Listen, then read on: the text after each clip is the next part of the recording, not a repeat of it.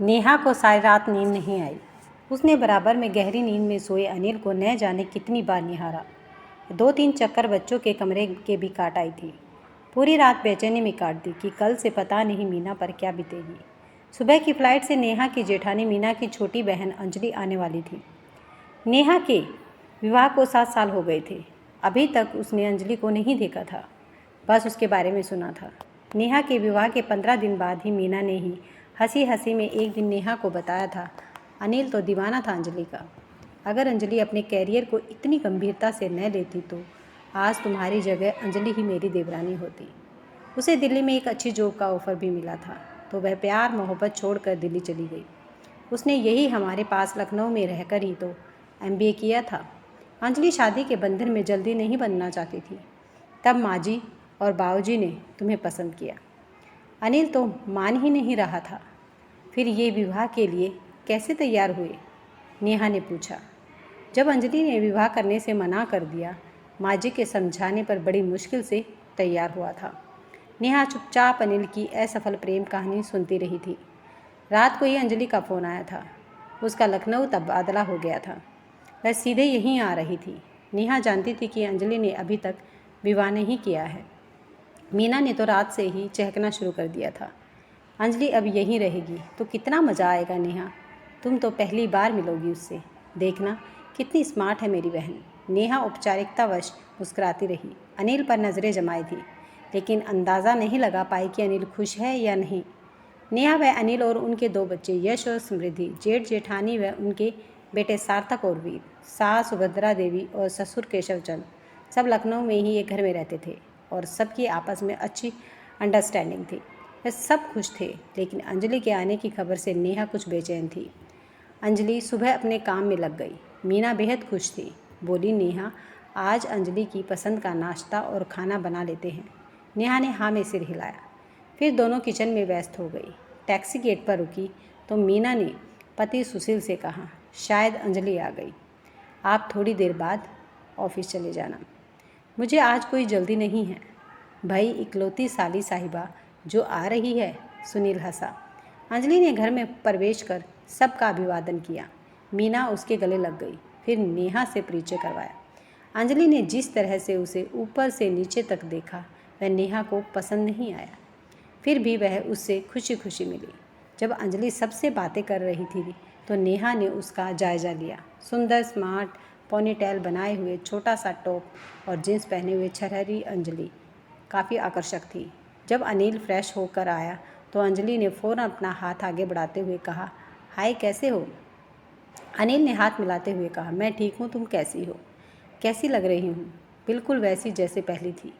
नेहा के दिल को कुछ हुआ, लेकिन प्रत्यक्षता सामान्य बनी रही। सुभद्रा देवी और केशव चंद उससे दिल्ली के हालचाल पूछते रहे। मीना व अंजलि के माता पिता मेरठ में रहते हैं। नेहा के माता पिता नहीं हैं। एक भाई है जो विदेश में रहता है। नाश्ता हंसी मजाक के माहौल में हुआ। सब अंजलि की बातों का मजाक ले रहे थे। बच्चे भी उससे चिपके हुए थे। यश और समृद्धि थोड़ी देर तो संकोच में रहे, फिर उससे हिल मिल गए। नेहा की बेचैनी बढ़ रही थी। तभी अंजलि ने कहा, दीदी अब मेरे लिए एक फ्लैट ढूंढ दो। मीना ने कहा, चुप कर, अब हमारे साथ ही रहेगी तू। सुनील ने भी कहा, अकेले कहीं रहने की क्या ज़रूरत है, यहीं रहो। सुनील और अनिल अपने अपने ऑफिस चले गए। केशव चंद पेपर पढ़ने लगे। सुभद्रा देवी तीनों से बातें करते हुए आराम से बाकी काम में मीना और नेहा का हाथ बटाने लगी। नेहा को थोड़ा चुप देखकर अंजलि हंसते हुए बोली, नेहा क्या तुम हमेशा इतनी सीरियस रहती हो?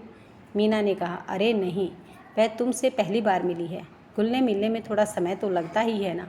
अंजलि ने कहा, फिर तो ठीक है, वरना मैंने तो सोचा अगर ऐसे ही सीरियस रहती होगी तो बेचारा अनिल तो बोर हो जाता होगा। वह तो बहुत हंसमुख है। दीदी अनिल अब वैसा ही है, शरारती, मस्त मौला, या फिर कुछ बदल गया? आज तो ज़्यादा बात नहीं हो पाई। मीना हंसी, शाम को देख लेना। नेहा मन ही मन बुझती जा रही थी। लंच के बाद अपने कमरे में थोड़ा आराम करने लेटी तो विवाह के शुरुआती दिन याद आ गए। अनिल काफ़ी सीरियस रहता था, कभी हंसता बोलता नहीं था, चुपचाप अपनी जिम्मेदारी पूरी कर देता था। नवविवाहितों वाली कोई बात नेहा ने महसूस नहीं की थी।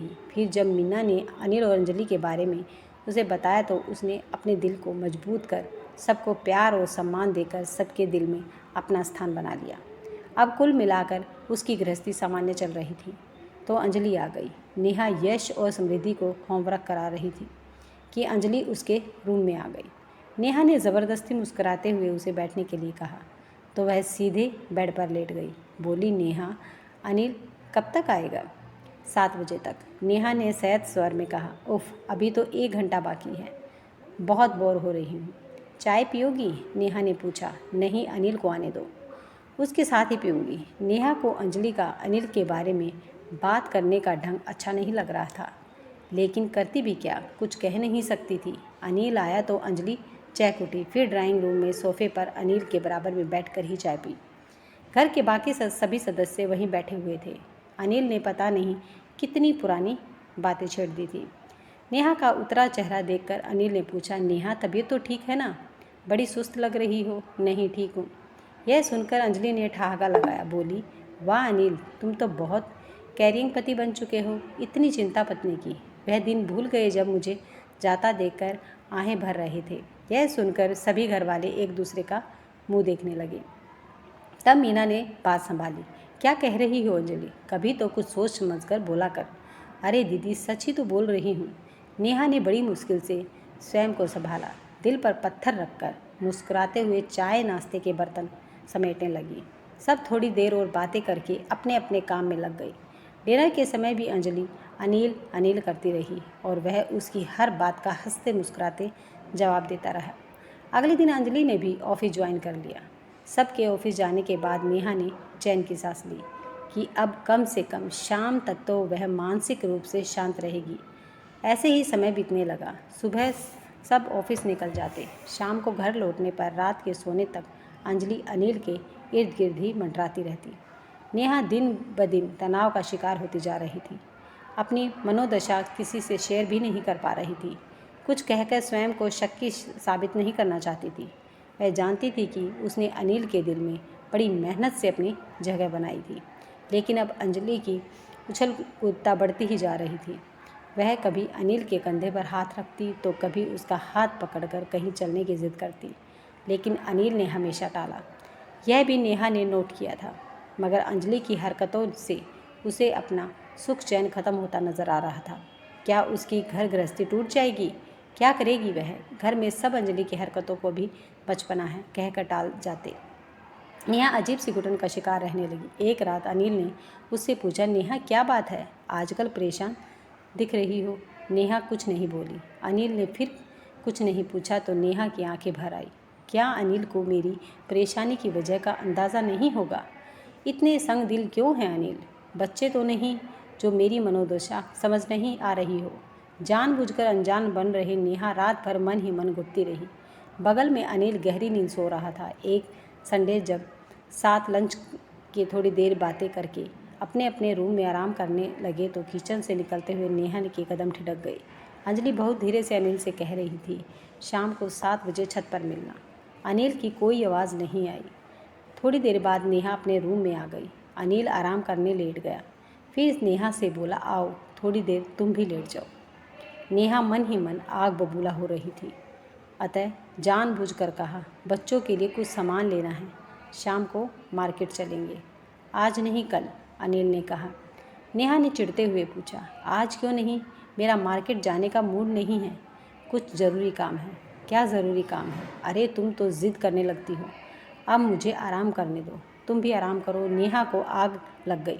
सोचा बता दे, उसे पता है कि क्या ज़रूरी काम है, मगर चुप रही। आराम क्या करना था? बस थोड़ी देर करवटें बदलकर उठ गई और वही रूम में चेयर पर बैठकर पता नहीं क्या क्या सोचती रही। 7 बजे की सोच सोचकर उसे चैन नहीं आ रहा था। क्या करे? क्या माँ बाबूजी से बात करे? नहीं, उन्हें क्यों परेशान करे? क्या कहेगी अंजलि अनिल से? अनिल क्या कहेंगे? उससे बातें करते हुए खुश तो बहुत दिखाई देते हैं। 7 बजे के आसपास नेहा जानबूझकर बच्चों को पढ़ाने बैठ गई। माँ बाबूजी पार्क में टहलने गए हुए थे। मीना और सुनील अपने रूम में थे। उनके बच्चे खेलने गए थे। तनाव की वजह से नेहा ने यश और समृद्धि को खेलने जाने से रोक दिया। बच्चों में मन बहलाने का ऐसा प्रयास करते हुए उसने देखा कि अनिल गुनगुनाते हुए बालों में कंघी कर रहा है। उसने पूछा, कहीं जा रहे हो? क्यों? बाल ठीक कर रहे हैं? क्यों कहीं जाना हो? उसे चिढ़ाने वाले अंदाज करते हैं। आप हर बात का जवाब टेढ़ा क्यों देते हैं? मैं हूँ टेढ़ा? खुश।